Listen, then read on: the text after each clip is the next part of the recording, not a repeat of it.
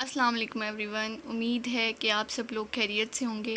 हम लोगों ने पिछली वीडियोस में कॉम्प्लेक्स एनालिसिस के कुछ टॉपिक्स किए थे, उसी तरीके से आज हम एक टॉपिक करने जा रहे हैं जिसका नाम है सचवार्ड्स लेमा, जो कि एक थ्योरम है कॉम्प्लेक्स एनालिसिस का, जिसकी स्टेटमेंट कुछ इस तरीके से है। If f of z is analytic in a domain D, अगर एफ ऑफ जी जो फंक्शन है हमारा वो एनालिटिक होगा किसी डोमेन डी पे, defined by mod z less than capital R and satisfies the condition mod f of z less and equal to m for all z belongs to d। z जो है z small z जो है वो ये जो element है ये belong करेगा d से, यानी कि d डोमेन में बिलोंग करेगा, and f of 0 equal to 0, then mod f of z less and equal to capital M over capital R mod z। Also, if the equality occurs for any z, then small f of z equal to capital M over capital R z e iota alpha, where alpha is a real constant। इस theorem में हम लोग दो चीज़ें prove करेंगे। पहली चीज़ ये prove करेंगे हम कि गिवन है f of zero equal to zero, ये चीज़ें, और इस चीज़ को लेकर हम लोग ये चीज़ प्रूव करेंगे।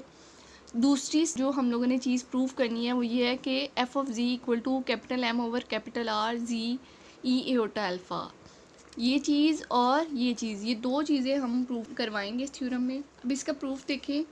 Late C be a circle, C कोई सा सर्कल है जिसमें z mod equal to r, r यहाँ पर रेडियस को शो कर रहा है। हमें पता है कि सर्कल का रेडियस जो होता है वो आर होता है। अब ये आर जो है वो लेस देन है कैपिटल आर के, ये हम लोगों ने चीज़ लेट कर ली।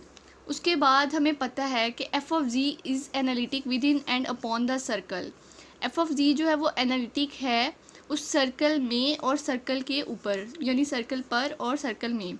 तो ये चीज़ हमें स्टेटमेंट में दी गई है कि एफ ऑफ जी जो है वो एनालिटिक है। अब हम क्या करेंगे, इस एफ ऑफ जी को एक्सपेंड कर देंगे टेलर सीरीज़ लगा के। We can expand f of z by Taylor series at any point z, किसी भी जी पॉइंट पर सर्कल में विद इन सी। अब ये जब टेलर सीरीज़ अप्लाई करेंगे तो ये आ जाएगा small f of z equal to summation infinity n equal to zero a n z power n. अब यहाँ पर अगर हम n की वैल्यू ज़ीरो पुट करें तो ये हमारा आ जाएगा ए नोड। जब n की वैल्यू हम 1 पुट करेंगे तो ये हमारा आ जाएगा a1z। n की वैल्यू 2 पुट करेंगे तो आ जाएगा a2z square up to so on. 3 put करेंगे तो क्यूब में आ जाएगा। इसी तरीके से ये वैल्यूज़ आती जाएंगी। इसको हम इक्वेशन 1 का नाम दे देंगे। अब हमें गिवन है f of zero equal to zero, ये देखें हमें यहाँ पर गिवन है ये स्टेटमेंट में।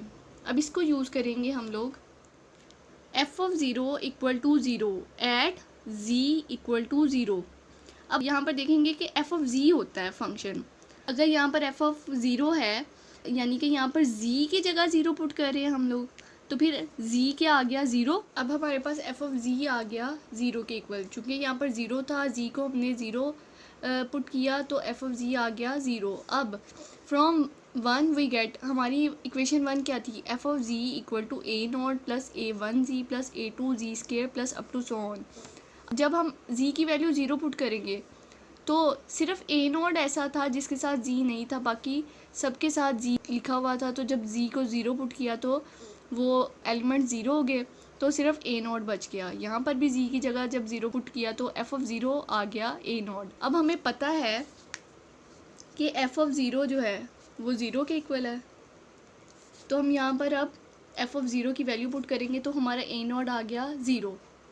अब इस ए नॉट की वैल्यू हम दोबारा इक्वेशन 1 जो कि थी हमारी f of z equal to a not plus a1z plus a2z square plus up to so on, उसमें हम पुट कर देंगे तो हमारा आ गया f of z equal to a1z plus a2z square plus up to so on. यानी कि यहाँ पर ए नॉट था वो ज़ीरो पुट कर दिया तो हमारी ये इक्वेशन रह गई। अब इस पूरी इक्वेशन में से जी देखे कॉमन आ रहा है, जी को हम कॉमन लेकर यहाँ पर एफ ऑफ जी के नीचे डिवाइड कर देंगे। अब हम लोगों ने लेट किया capital f of z equal to, इसको हम लोग कैपिटल एफ ऑफ जी के इक्वल रख लेंगे। तो ये पूरी इक्वेशन जो हमारी किसके इक्वल आ गई, कैपिटल एफ ऑफ जी के। अब हमें पता है कि कैपिटल एफ ऑफ जी किसके इक्वल है, f of z over z के। ये इसमें सिंगुलैरिटी कब ये शो करेगा, has a singularity at z equal to 0 which can be removed if we defined f of z यानी capital f of z equal to a1 for z equal to 0।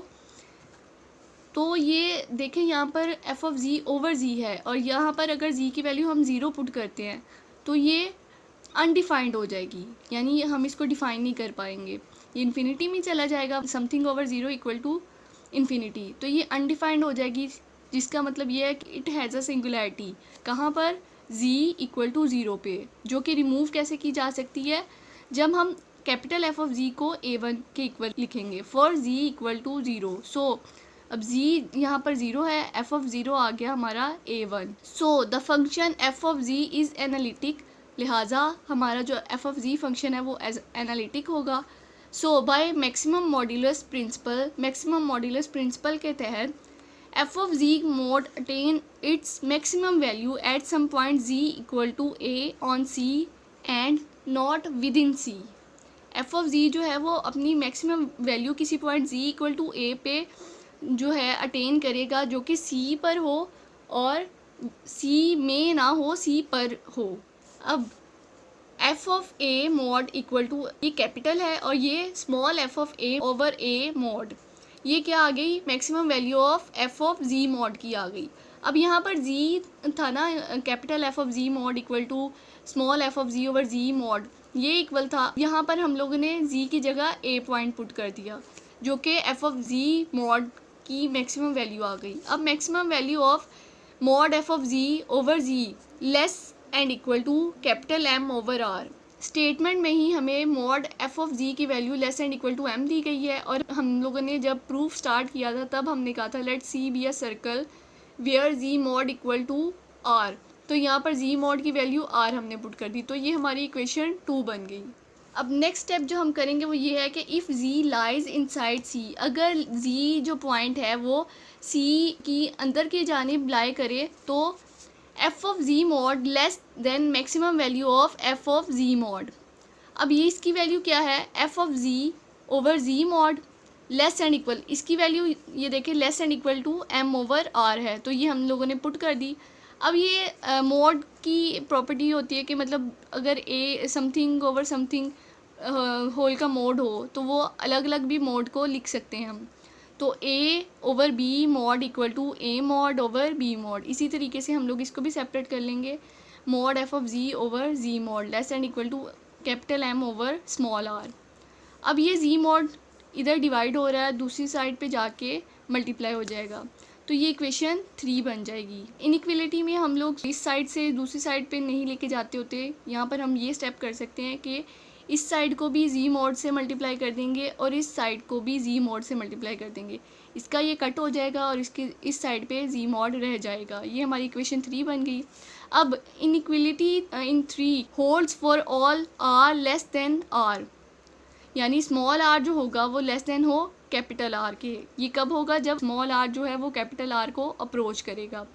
अब यहाँ पर ये स्टेटमेंट हमारी जो है थ्योरम की प्रूव हो गई है, लेकिन यहाँ पर r कैपिटल R नहीं है, तो हम लोगों ने इस स्मॉल r को कैपिटल R से अप्रोच करवा दिया, तो यहाँ पर कैपिटल R आ जाएगा for all z such that z mod less then r, जो कि हमारा थ्योरम का पहला पार्ट प्रूव हो गया। अब दूसरे पार्ट की बारी, now from equation 2 and equation 3, अब हम इक्वेशन 2 और इक्वेशन 3 को लेकर हम लोग दूसरा पार्ट इस थ्योरम का सॉल्व करेंगे। जब हम इक्वेशन 2 और 3 को लेते हैं और z की जगह a पुट करते हैं तो आएगा हमारा f of a mod equal to capital M over r a mod.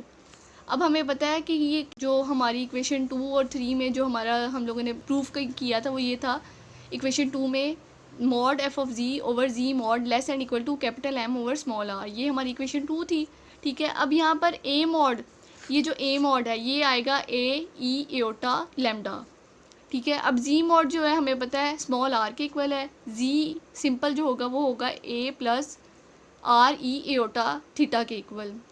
अब यहाँ पर हम लोगों ने a मॉड की वैल्यू पुट कर दी, r को कैपिटल R से अप्रोच करा दिया, तो जब इसको z के रिस्पेक्ट लिया तो a e एओटा लैम्डा की जगह z e एओटा अल्फ़ा आ जाएगा, जहाँ पर z लाइज ऑन c जो है वो z जो लाई करेगा सर्कल c पे, और alpha is a real constant, जो कि हमारा स्टेटमेंट का दूसरा हिस्सा भी प्रूव हो गया।